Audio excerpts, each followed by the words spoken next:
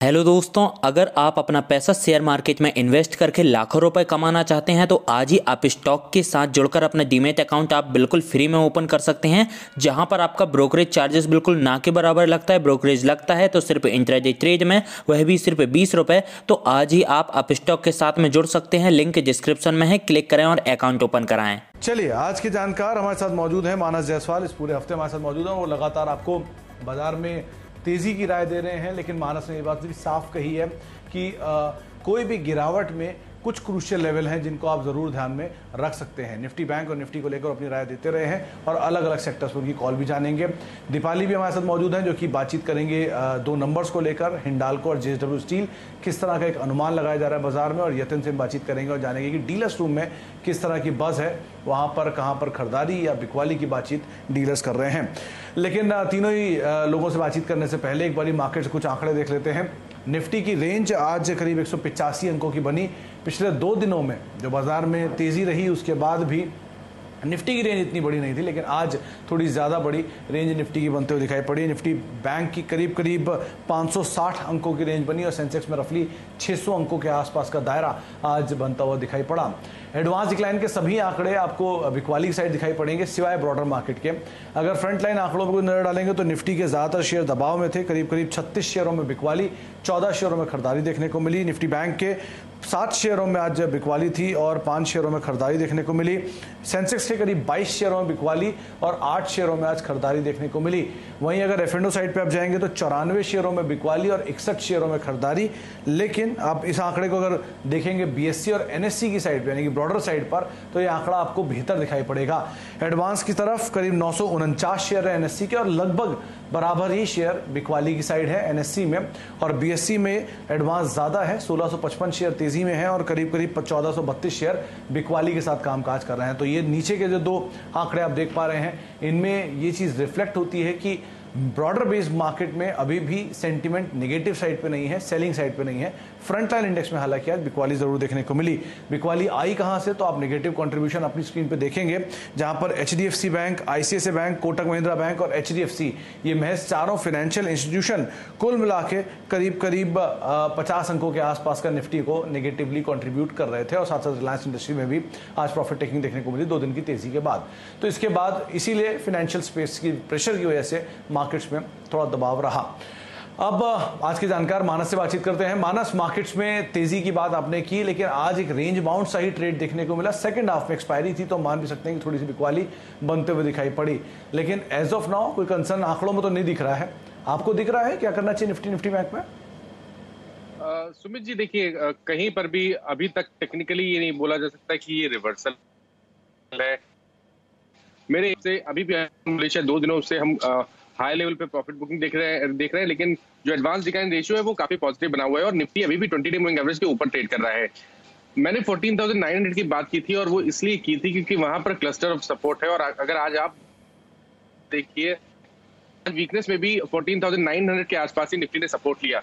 मैं समझता हूँ कि अगर आपके पास पोजीशन है तो आप बने रह सकते हैं, लेकिन फ्रेश लॉन्ग बनाने की सलाह आप तब रहेगी जब 15,000 के ऊपर निफ्टी निकले। जब 15,000 के ऊपर निकलेगा तब आपको फ्रेश लॉन्ग बनाने हैं, लेकिन जो आपके पास एग्जिस्टिंग लॉन्ग है वहां आप बने रह सकते हैं, क्योंकि अभी तक कोई रिवर्सल के पैटर्न नहीं दिख रहे हैं। बैंक निफ्टी पे जो मैंने कल स्टॉप लॉस बोले थे 33,000 के, वही अभी भी कायम है।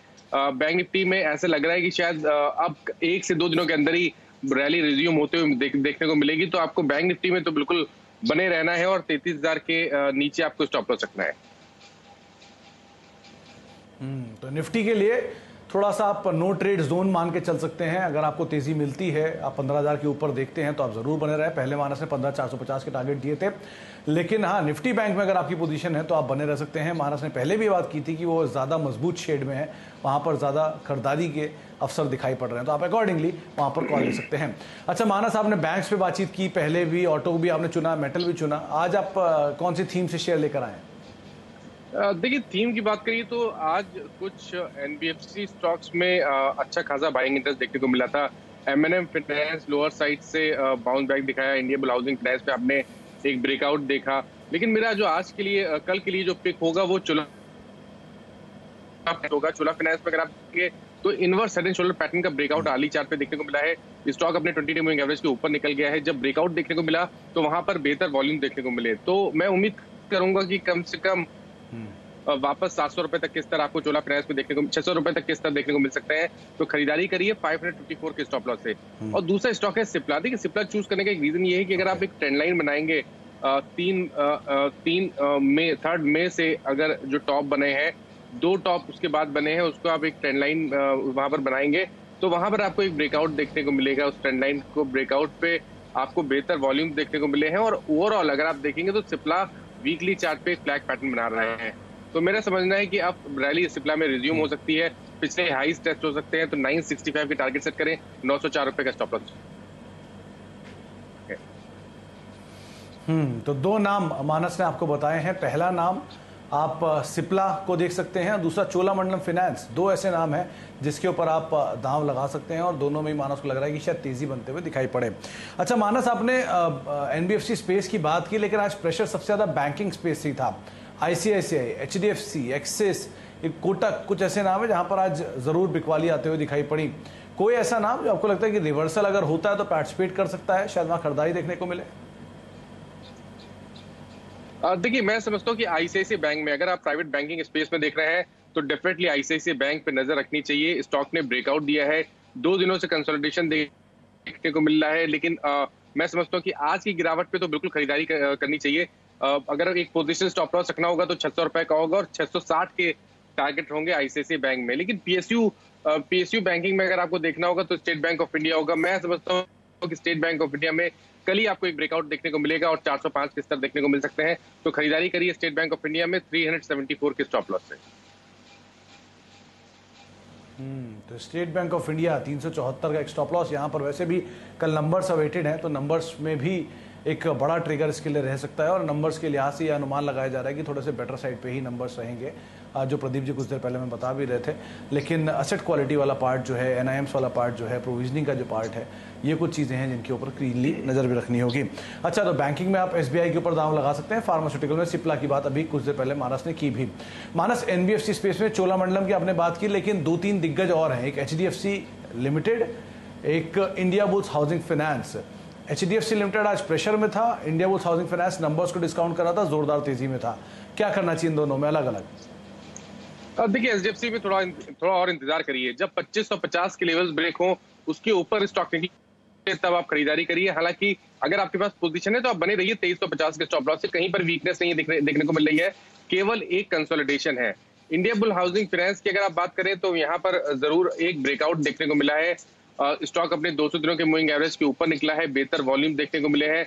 तो यहाँ पर खरीदारी करने की राय रहेगी। 200 रुपए का स्टॉप लॉस रखें और 230 के टारगेट सेट करें। 200 का स्टॉप लॉस, 230 के टारगेट। अच्छा, नंबर्स की बात हुई है तो बॉश को भी याद कर लेते हैं कि नंबर्स के बाद आज वहां पर भी जोरदार उछाल देखने को मिला है। करीब करीब 7% की तेजी के साथ बॉश बंद हुआ। हैवी वेट शेयर और उसके बावजूद भी शेयर में एक जोरदार तेजी आज देखने को मिली। बॉश में कहां तक कैरी फॉरवर्ड होते हुए देख रहे हैं तेजी को आप?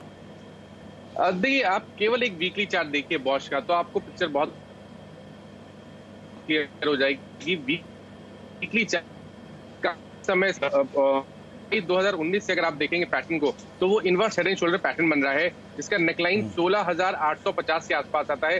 तो वो लेवल्स तो टेस्ट होंगे, लेकिन उसके ऊपर अगर निकल गया तब तो आप समझिए एक बहुत ही बड़ा मूव, एक नई रैली देखने को मिल सकती है बॉश में। तो मेरे लिए तो बिल्कुल बॉश एक कभी भी गिरावट देखने को मिले तो खरीदारी करिए। 14,600 का स्टॉप लॉस रखिए। लेकिन अब आपको टारगेट बड़े सेट करने हैं, कम से कम 18,000 के। लेकिन ये पोजिशनल टारगेट होंगे, शॉर्ट टर्म के लिए नहीं होंगे। तो बॉश आप खरीदारी कर सकते हैं, लेकिन हाँ बड़ी तेजी, बड़े टारगेट्स के हिसाब से आप रणनीति बनाएं।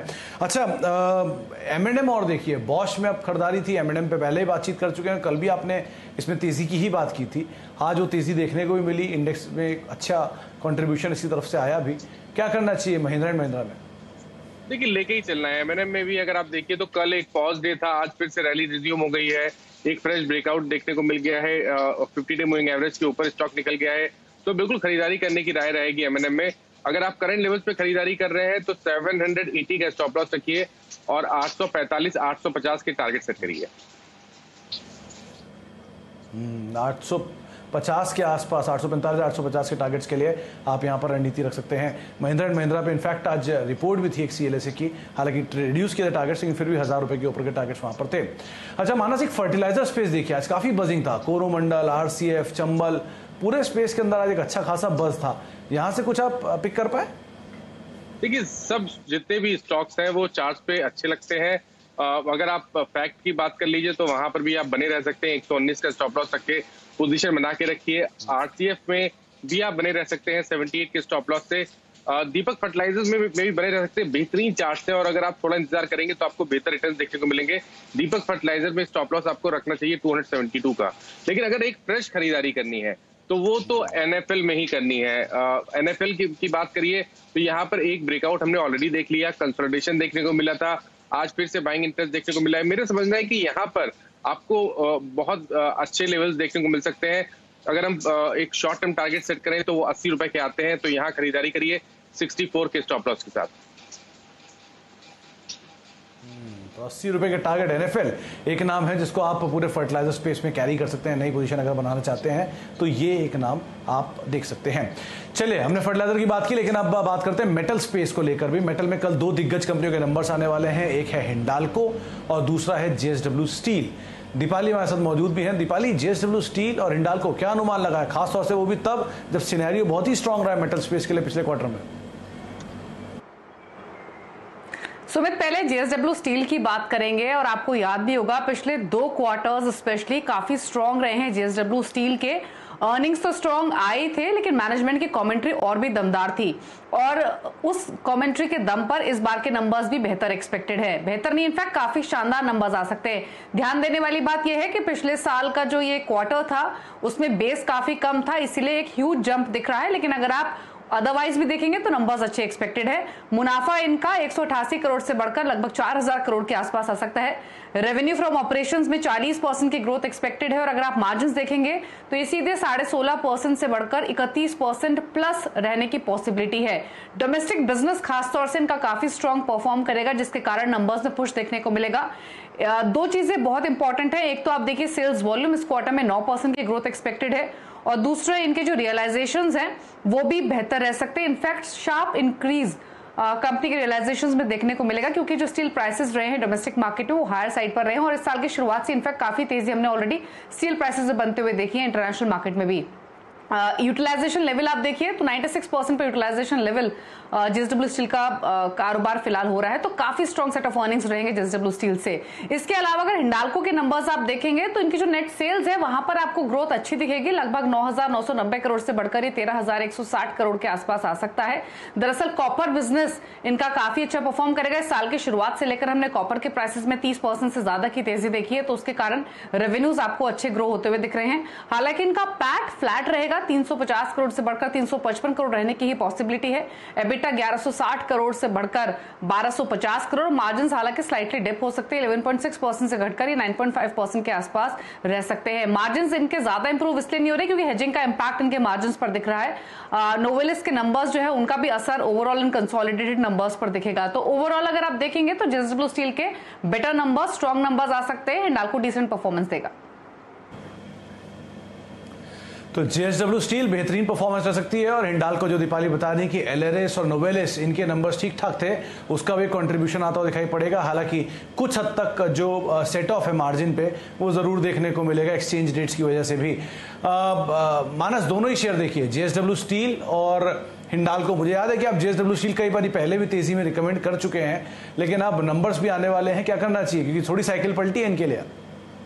देखिए JSW स्टील में अभी शायद 2 दिन पहले भी बात हुई थी, तो मैंने एक चीज मेंशन की थी कि वीकली चार्ट पे एक बेरिश इनगल्फिंग पैटर्न बना है, इसलिए मैं थोड़ा सा कॉशियस हूं यहाँ पर। लेकिन तब मैंने एग्जिट करने के लिए नहीं बोला था, मैंने बोला था कि आप बने रहिए जब तक 20-day मूविंग एवरेज ब्रेक नहीं होते। और अभी भी मैं वही मेंशन करूंगा कि आपके पास पोजीशन है तो बने रहिए। 678 का स्टॉप लॉस रखिए। फ्रेश खरीदारी अगर आपको करनी है तो ब्रेकआउट का अब इंतजार करना पड़ेगा, जब 725 रुपए के ऊपर निकले तभी आपको JSW स्टील में खरीदारी करनी है। तो फिलहाल के लिए JSW केवल एक होल्ड है, जहां आपको स्टॉप लॉसेस 678 रखने हैं। और अगर आप हिंडाल्को में देखेंगे तो वहां पर भी एक dark cloud cover pattern weekly chart बना है और इसीलिए यहाँ पर भी मैं कॉशियस हूँ। मैं समझता हूँ कि आपके पास लॉन्ग पोजीशन है तो 370 के स्टॉप लॉस से बने रहिए। फ्रेश खरीदारी 405 रुपए के ऊपर ही करेंगे। तो हिंडाल्को में 405 के ऊपर आप खरीदारी करें, 370 का स्टॉप लॉस। और जेएसडब्ल्यू स्टील में अगर आपकी पोजीशन है तो आप वहां पर बने रह सकते हैं। वहां पर मानस पहले भी ये बात राय साफ कर चुके हैं कि आप खरीदारी जो आपकी है उसमें बने रहना ही ज़्यादा बेहतर विकल्प रहेगा। अच्छा मानस, एक एमआरएफ का चार्ट देखिए, हैवी वेट शेयर है। वैसे तो टायर स्पेस के अंदर ही बज आया जेके के नंबर्स के बाद कुछ, लेकिन एमआरएफ पर्टिकुलरली क्या करना चाहिए यहाँ पर? जिस तरह का मूव है, 2-2.5% चला, इतना बड़ा शेयर भी। देखिए, अभी कुछ दिन पहले ही स्टॉक ने करेक्शन के, एक बड़े करेक्शन के बाद 200 दिनों के मूविंग एवरेज पे सपोर्ट लिया। उसके बाद 3 से 4 दिन से अगर आप देखेंगे तो इसमें आर्ली चार्ट पे हाई टॉप हायर बॉटम बनना शुरू हो गए थे। आज इंपॉर्टेंट इसलिए है क्योंकि आज स्टॉक ने अपना 100 डे 50 डे मूविंग एवरेज फिर से रिगेन कर लिया है और अब पॉसिबिलिटी ज्यादा है कि हम वापस 86,000 या 87,000 के स्तर देखेंगे। तो करीब करीब 6 से 7,000 का अपमूव देखने को मिल सकता है। तो खरीदारी करने की राय रहेगी। 79,500 के नीचे आपको स्टॉप लॉस सकता है। ओके, मोर और लेस हम रोज ही सीमेंट स्पेस की बात करते हैं और आप रोज ही उसमें एसीसी का नाम लेते हैं जहां पर आप तेजी देखते हैं। कल भी एसीसी में था मूव और आज भी एसीसी खरीदारी के अंदर ही कामकाज करता हुआ दिखाई पड़ रहा है। क्या करना चाहिए? एसीसी, अंबुजा, बिरला कॉर्प जैसी कंपनी या जेके सीमेंट जिसमें आज एक अच्छा मूव था, इनमें से किसी भी सीमेंट स्पेस में? देखिए, जितने सीमेंट का फिलहाल के लिए तो लगते हैं। अगर आप एसीसी की बात करिए तो एसीसी में हर गिरावट पे खरीदारी करने जैसा है। लोअर साइड पे देखेंगे तो 1894 एक स्ट्रॉन्ग सपोर्ट है, तो वहां आपको स्टॉप लॉस रखना है। और मैं उम्मीद करता हूं कि एसीसी इस बार अपने जो ऑल टाइम हाई है 2000 के आसपास या 2010 के आसपास, उसको ब्रेक करके 2050 के आसपास जाने की कोशिश करेगा। और अगर आप छोटे टिकट साइज में लेना चाहते हैं तो अंबुजा सीमेंट पे ध्यान रखिए। यहाँ पर भी जो long term medium term chart है वो बेहतरीन है, बिल्कुल खरीदारी करके चलनी चाहिए। 304 का स्टॉप लॉस रखते और 350 के टारगेट अगले मंथ के लिए सेट करके चले। ओके, और एक बार बीपीसीएल और देखिए, 454.55 के स्तरों पर आज क्लोजिंग दी है। 2% के आसपास का उछाल है। कुछ डिविडेंड को लेकर भी बाजार में बातचीत है। इन सभी चीजों के बीच में बीपीसीएल कैसे चार्ट दिख रहे हैं? मेरे ख्याल से सुमित भाई, अब पिछले दो तीन बार आपने इसके बारे में क्वेश्चन पूछा और मैंने हर बार बोला कि बीपीसीएल नहीं, आईओसी और एचपीसीएल ज्यादा बेहतर लगते हैं। लेकिन आज तो बिल्कुल अलग राय है। आज बीपीसीएल में ही खरीदारी करनी है क्योंकि यहाँ पर पैटर्न अब ज्यादा बुलिश हो गए हैं और ऐसा लग रहा है कि अब रैली रिज्यूम होगी और शायद 480 के स्तर आपको वापस देखने को मिलेंगे। तो बीपीसीएल में खरीदारी करके चलिए। 444 का स्टॉप लॉस रखिए। आज थोड़ा बज इंश्योरेंस स्पेस में भी था मानस। आप एचडीएफसी लाइफ देखिए, फर्स्ट हाफ में चल रहा था, सेकंड हाफ में ईज आउट हो गया। आईसीआईसीआई प्रूडेंशियल जो कि तेजी में रहा, ऐसे जनरल इंश्योरेंस ये भी खरीदारी में रहा। इंश्योरेंस स्पेस में से कोई नाम उठ रहा है? आपको लगता है कि यहाँ कोई है पोजीशन देखने लायक? सबसे बेहतरीन चार्ट अगर किसी के हैं तो आईसीआईसीआई जीआई के हैं। मेरे ख्याल से आईसीआईसीआई लोम्बार्ड कहते हैं इसको। यहाँ पर एक हर्डल था मेरे ख्याल से 1515 के आसपास, उसको स्टॉक ने आज ब्रीच किया। देखिए, आखिरी घंटे में जब सब में प्रॉफिट बुकिंग देखने को मिल रही थी तो आईसीआईसीआई जी लोअर साइड से रिकवर हो रहा था। तो मैं समझता हूँ कि यहाँ पर आपको खरीदारी करनी है। 1500 रुपए के नीचे स्टॉप लॉस रखना है और टारगेट आपको 1600 रुपए जो कि पहले के हाईस थे उसको बना के चलने हैं। तो 1600 रुपए के वापस टारगेट्स को ये रिज्यूम करेगा, ऐसा मानस का मानना है। चलिए, एक ब्रेक का वक्त है, ब्रेक के बाद लौटते हैं और आपको स्क्रीन पे यतिन भी दिखाई पड़ेंगे जो कि हमारे साथ मौजूद हैं, जो कि आपको बताते हैं कि डीलर्स रूम में किस तरह की बज है, कहां पर खरीदारी या बिकवाली की बातचीत डीलर्स रूम में हो रही है। उनसे भी हम बातचीत करेंगे और मानस तो बने हुए हैं, उनसे भी हम चर्चा करते रहेंगे छोटे से ब्रेक के बाद। हेलो दोस्तों, अगर आप अपना पैसा शेयर मार्केट में इन्वेस्ट करके लाखों रुपए कमाना चाहते हैं तो आज ही आप स्टॉक के साथ जुड़कर अपने डीमैट अकाउंट आप बिल्कुल फ्री में ओपन कर सकते हैं, जहां पर आपका ब्रोकरेज चार्जेस बिल्कुल ना के बराबर लगता है। ब्रोकरेज लगता है तो सिर्फ इंट्राडे ट्रेड में, वह भी सिर्फ 20 रुपए। तो आज ही आप स्टॉक के साथ में जुड़ सकते हैं, लिंक डिस्क्रिप्शन में है, क्लिक करें और अकाउंट ओपन कराएं। आप देख रहे हैं मार्केट टुडे। हमारे साथ आज के जानकार मानस मौजूद हैं जो कि बाजार में निफ्टी में एटलीस्ट अपनी नो ट्रेड जोन मान के चल रहे हैं और निफ्टी बैंक के लिए अभी भी उनको लगता है कि तेजी का जो रुख है वो आगे भी जारी रहना चाहिए। हमारे साथ यतिन भी मौजूद हैं जो कि रोज बरोज आपको बताते हैं कि डीलर्स रूम में किस तरह की बज है, कहाँ खरीदारी या बिकवाली की बातचीत हो रही है। तो यतिन, आज आपने क्या पिक किया डीलर्स रूम में? नमस्कार सुमित। देखिए, मार्केट काफी स्टॉक स्पेसिफिक है और जैसे मानस कह रहे हैं नो ट्रेड जोन में है, तो डीलर्स का भी मानना है कि नो ट्रेड जोन में मार्केट है तो स्टॉक स्पेसिफिक जो है खरीदारी या बिकवाली करिए।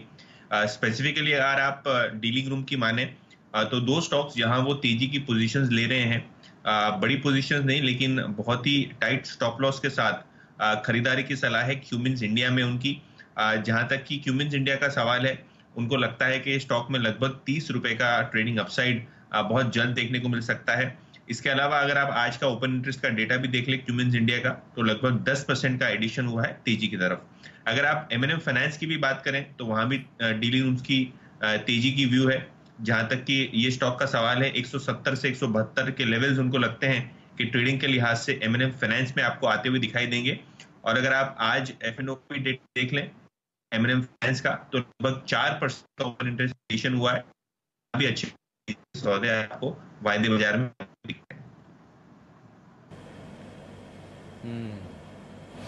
तो वायदा बाजार में M&M फाइनेंशियल और साथ ही साथ कमिंस इंडिया, ये दो नाम आपको यतिन ने बताए हैं जिनके ऊपर डीलर्स रूम नजर बना के रखे हुए हैं। बहुत बहुत शुक्रिया यतिन आपका हमारे साथ मौजूद रहने के लिए और इन शेयरों में बातचीत करने के लिए। और मानस आपका भी बहुत बहुत शुक्रिया हमारे साथ बने रहने के लिए और बाजार को लेकर अपनी राय, सभी शेयरों पर अपनी राय रखने के लिए।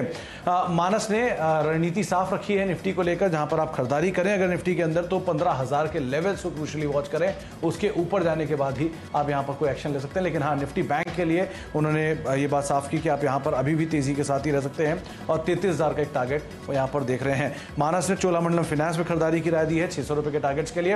और उसके अलावा मानस को लगता है कि सिप्ला एक ऐसा नया नाम है जो कि आप फार्मास्यूटिकल स्पेस से पिक कर सकते हैं 965 रुपए के टारगेट्स के लिए।